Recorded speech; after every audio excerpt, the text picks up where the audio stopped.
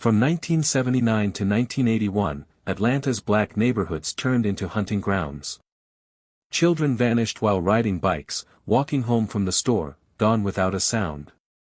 When the bodies were found, fear turned to fury. The police needed a suspect fast, and they got one. But even today, grieving mothers and fathers say they never caught the real killer, just a convenient one. Tonight, we dig up what Atlanta tried to bury. For 2 years, black families in Atlanta lived a nightmare. Their children vanished one by one, snatched from playgrounds, bus stops, and bedrooms. Police promised answers. They found a suspect, closed the case, and told everyone to sleep easy again. But families still whisper the truth. Some of those children were never found, and some say the killer was never caught at all. Tonight, we reopen the files they wanted forgotten. Atlanta, Georgia. Summer of 1979. To the rest of the country, Atlanta called itself the city too busy to hate. But in the back alleys and cramped living rooms of its black neighborhoods, people knew better. This was a city trying to forget its violent past, yet unable to protect its most innocent souls. In those days, the air smelled of fresh pavement and old secrets. Civil rights leaders like Martin Luther King Jr. had put Atlanta on the map for hope, but beneath that hopeful shine lay poverty, unemployment, and streets the police rarely patrolled. Black children roamed these streets because they had nowhere else to go, while their parents worked long shifts to pay for a tiny patch of the American dream. It was here, in these neglected corners, that Atlanta's nightmare began. Edward Hope Smith, known to everyone as Teddy, was just 14. He had an easy laugh, loved James Brown records, and dreamed of being a mechanic like his uncle. On July 21st, Teddy told his mother he was going to the movies with a friend. He wore his best sneakers, promised he'd be home before dark. He never made it to the theater. At first, people thought maybe Teddy ran away. Or maybe he'd gotten into trouble with older boys. Atlanta had gangs, but nothing like New York or LA. But Teddy's mother knew her boy. He wasn't a runner. He was a good son. 3 days after Teddy vanished, another mother on the other side of town noticed her boy, 13-year-old Alfred Evans, hadn't come home from visiting his cousins. His bike was found leaning against a broken fence. No sign of Alfred. 2 boys, gone without reason. Rumors raced through the streets faster than patrol cars could chase them. There's a man taking kids. Maybe it's a white man, maybe it's a neighbor. Maybe it's the police themselves. Neighbors formed search parties with flashlights and sticks. They shouted the boys' names into culverts, creek beds, and overgrown lots where teenagers smoked behind abandoned houses. 1 week later, in a stretch of tangled woods off Niskey Lake Road, an old man searching for cans stumbled upon something half buried in the brush. First one body, then another, barely 50 feet apart. Autopsies showed both boys had been strangled. No fingerprints, no witnesses. Just 2 grieving families and a neighborhood that learned it could not trust daylight anymore. The Atlanta Journal called it a tragedy. Black newspapers called it the beginning of terror. In living rooms from Bankhead to Summerhill, mothers watched their sons sleep at night and wondered if they'd see them grow up. Outside, the city's mayor gave televised speeches about progress and prosperity. Inside, families nailed shut their windows, checked locks twice, and prayed.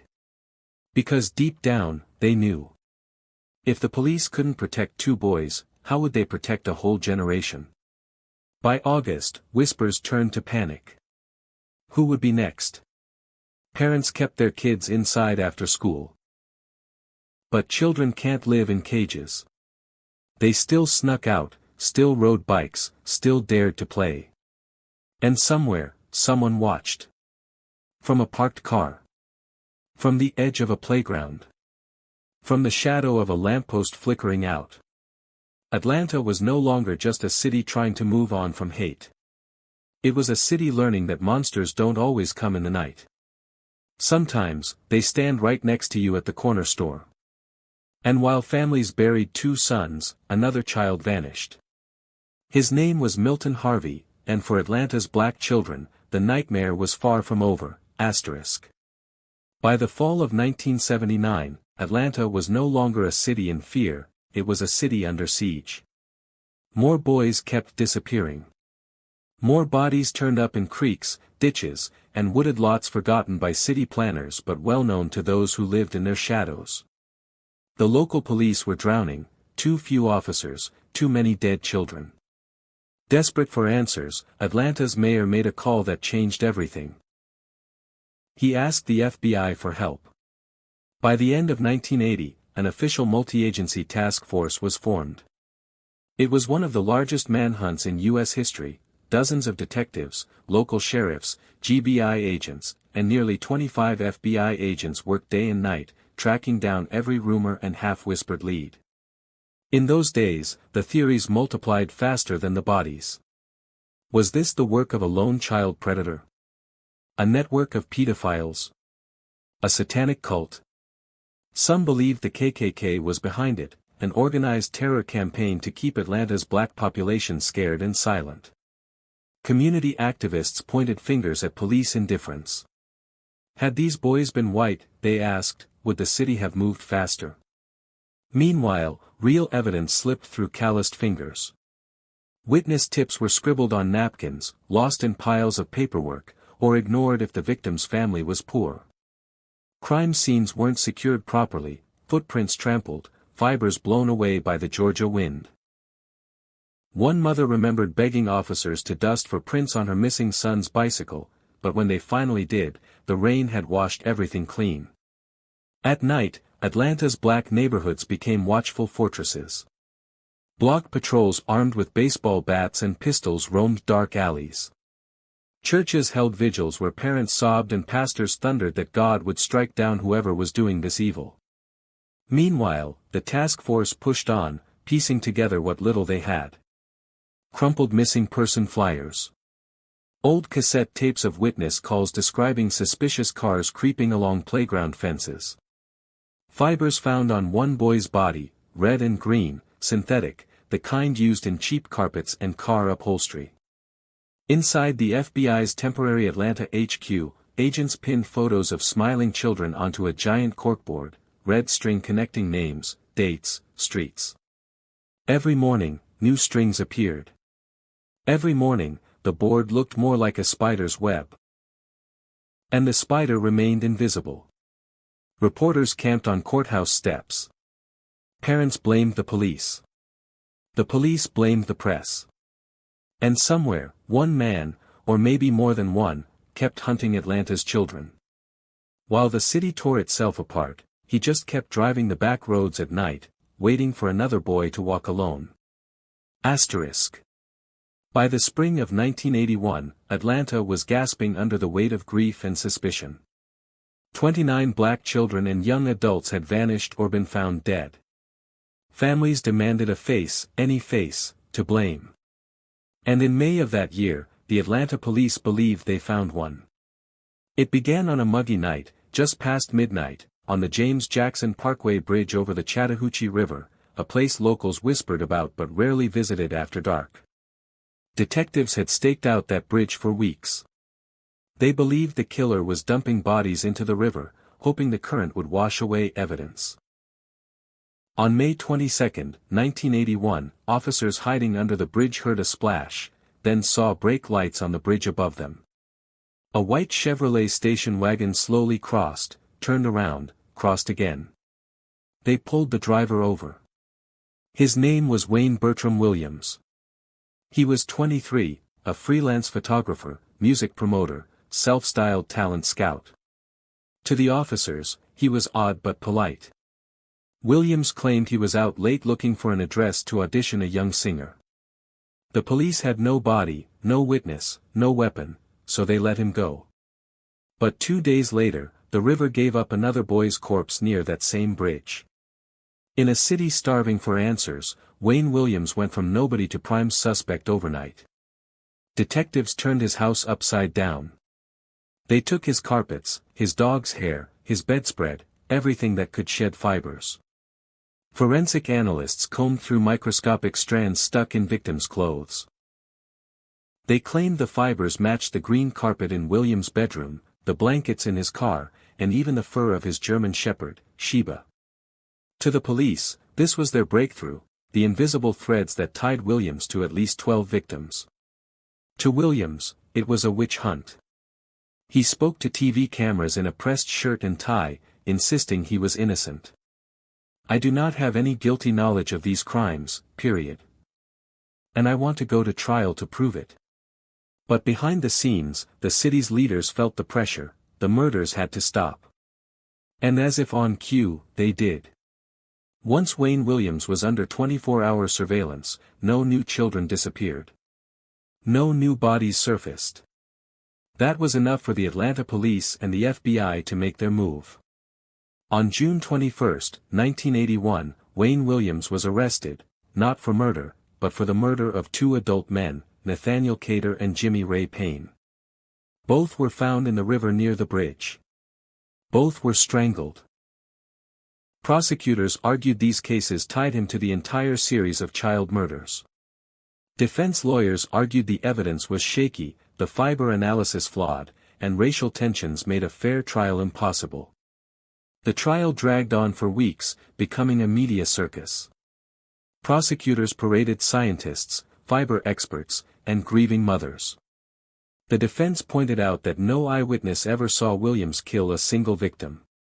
In February 1982, the jury delivered its verdict. Guilty on 2 counts of murder. Wayne Williams was sentenced to life in prison. Police quickly closed at least 23 of the unsolved child murder cases, claiming Williams was most likely responsible, but they never charged him for those children.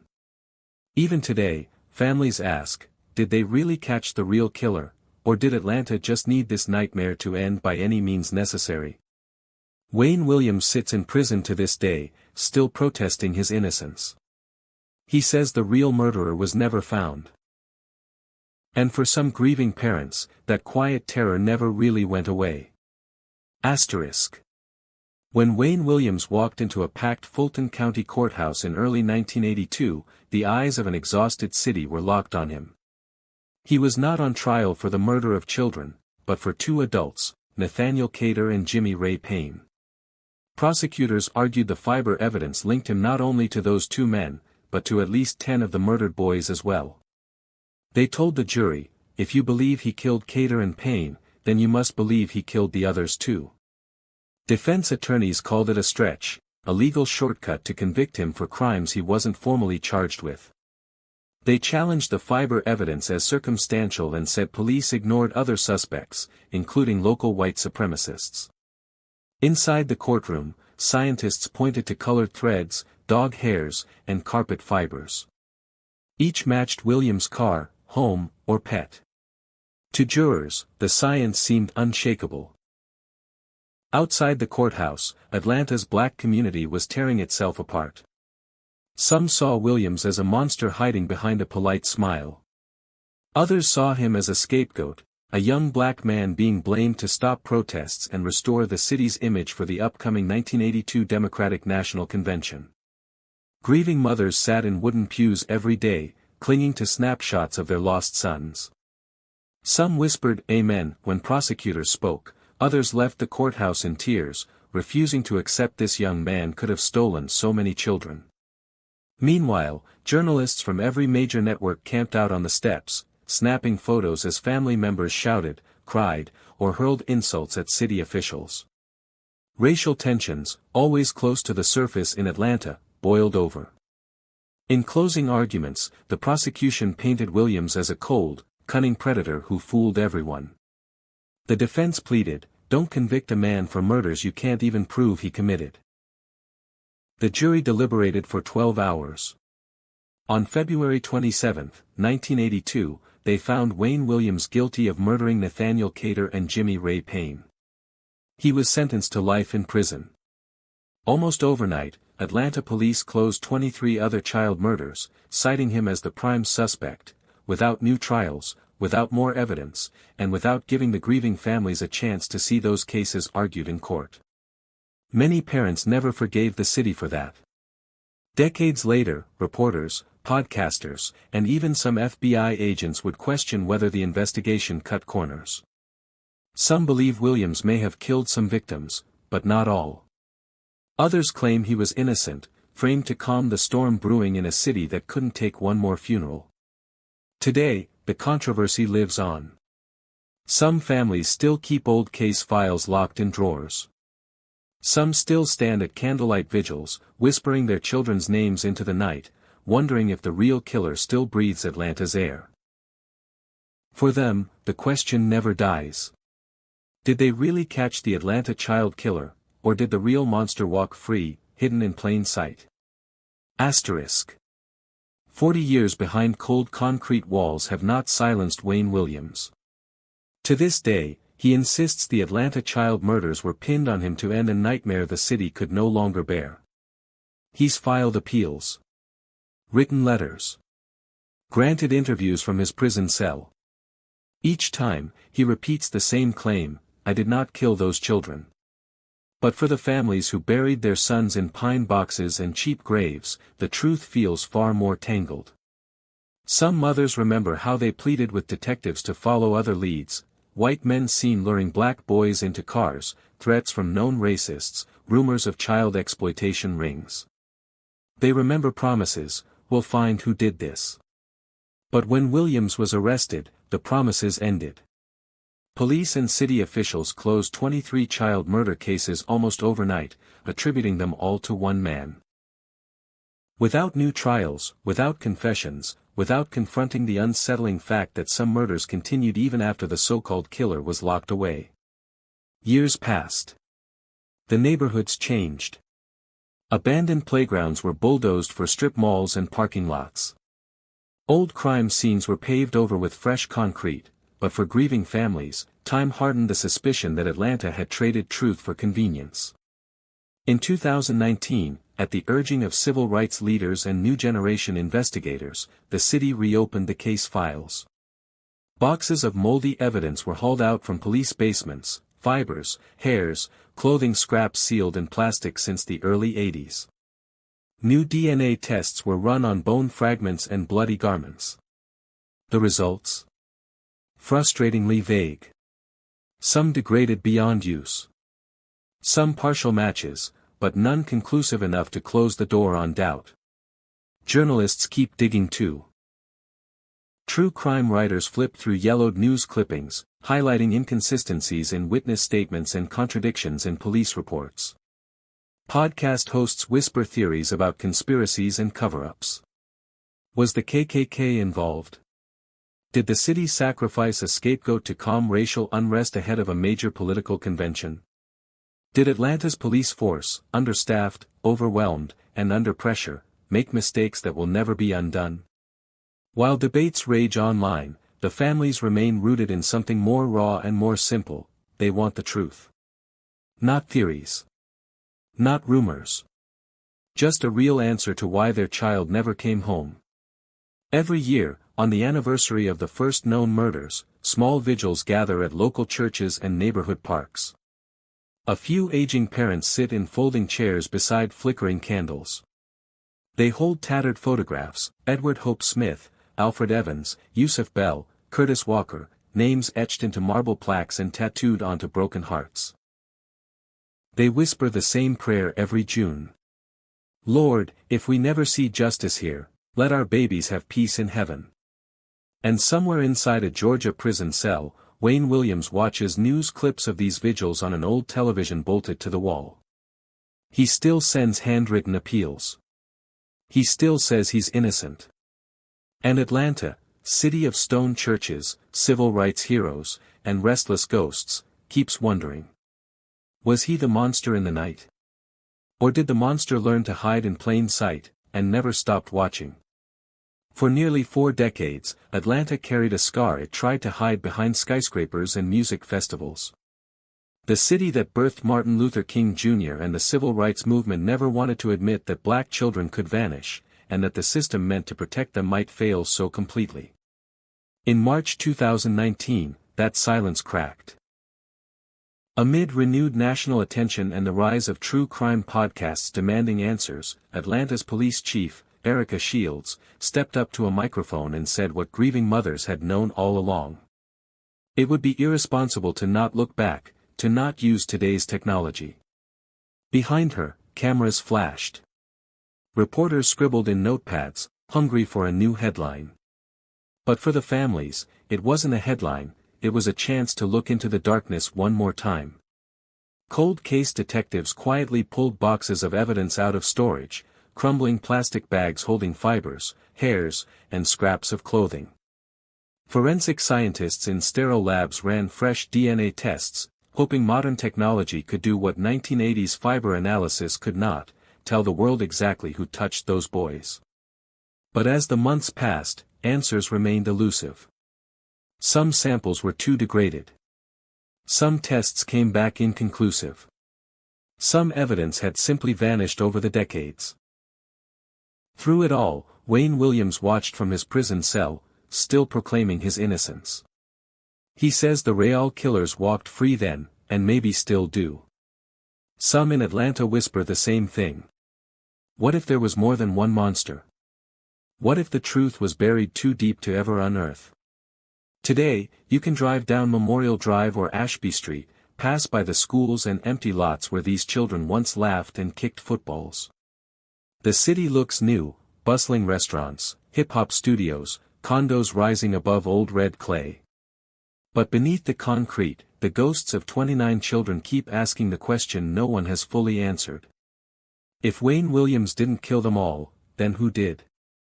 And more chilling still, who might be protecting that secret, even now? Asterisk. Decades later, mothers still leave candles burning for their lost sons, reminders that a city can move on, but some wounds never heal. Do you believe Wayne Williams was guilty? Or did Atlanta bury the truth with its children? Tell us what you think in the comments below, and don't keep this story in the dark, share it with someone who says monsters aren't real. And if you crave more true crime that rattles the quiet corners of your mind, hit that subscribe button right now, so you never miss the secrets they wish you'd forget. Until then, stay curious, stay safe, and keep your light on. Asterisk.